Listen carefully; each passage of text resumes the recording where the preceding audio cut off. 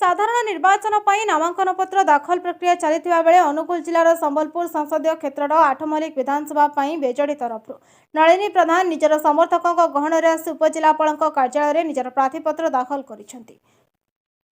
गतकाली एक विराट शोभायात्रा नलिनी प्रधान प्रथमे मां महेश्वरी मंदिर जाई पूजार्चना करने पर हजार हजार समर्थकों सहित आठमल्लिक सर परिक्रमा करते निर्वाचन परिक्रमा नलिनी निजर शक्ति प्रदर्शन करने सहित पूर्व निष्पत्ति अनुसार आज सकाळ 11:30 समय उपजिलापाल कार्यालय जाइए और सेठारे निजर प्रार्थीपत्र दाखल करते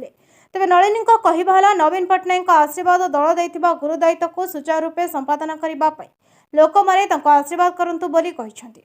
आठमल्लिक नवीन सरकार विकास धारा जारी रखा सह आठमल्लिक को किभली अधिक उन्नति करहब से दिगरे कार्य करने शंख चिन्ह भोट देवा अनुरोध कर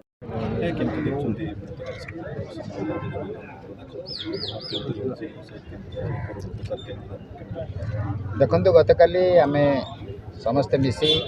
माँ माहेश्वरी आशीर्वाद लाभ कलु आज्ञामाला आणला परे आम गोटे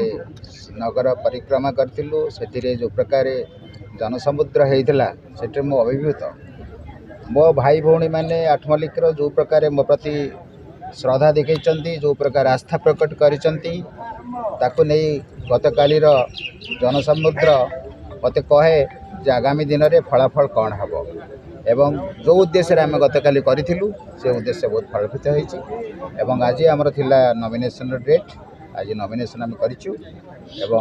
से काम सारी प्रचार प्रक्रिया निश्चित भाव में प्रचार प्रकार आमर जो प्रकार भाई भौणी मैंने संगठित रही